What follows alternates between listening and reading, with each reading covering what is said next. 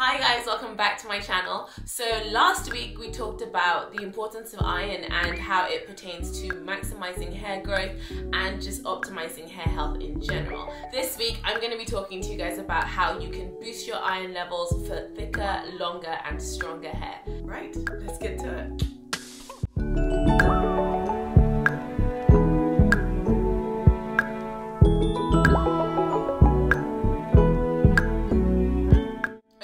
So there are typically two ways through which you can boost your iron levels. The first of which is through your diet, and the second of which is through supplementation. So I'm going to start with your diet.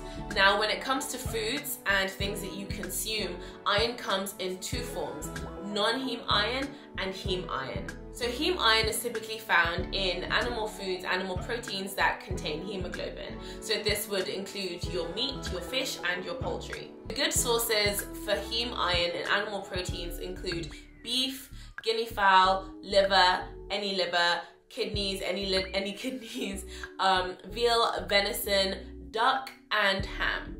In fish and seafood, you can find good heme sources of iron in mussels, in oysters, in sardines, in salmon, in halibut, tuna, and in other seafoods like eel and scallops. Now the other kind of iron that you can consume, non-heme iron, is primarily found through plant sources and can typically be gained through eating vegetables, fruits, grains, as well as fortified foods.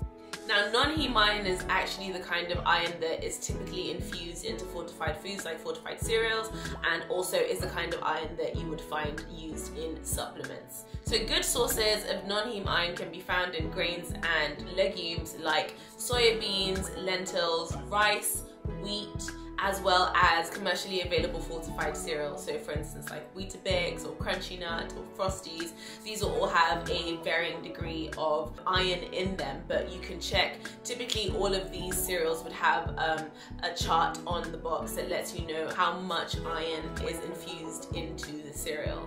Other examples of foods that are good sources of non-heme iron are vegetables like your dark leafy vegetables, so spinach, kale, as well as other vegetables like asparagus, as well as fruits like blackberries, cranberries, and also dried fruits are extremely good sources of non-heme iron. So that would include your raisins, your dried apricots, as well as your dried figs.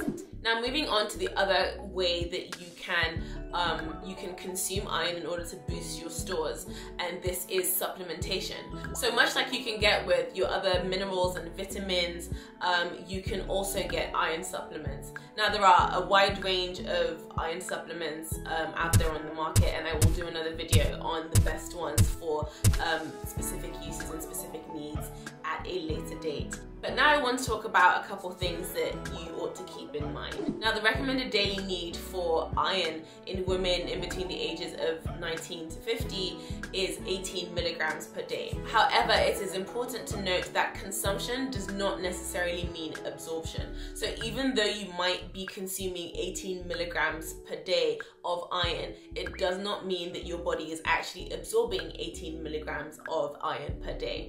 So in terms of the difference between heme iron and non-heme iron, heme iron is considered to be the superior or the better form of iron in comparison to non-heme iron, because your body can absorb up to 40% of iron from heme iron, whereas the comparison of that would be about a third of that percentage for non-heme iron. This is obviously something that is of great importance to people who are on vegetarian and or vegan diets, for example, because the best sources for heme iron are animal proteins.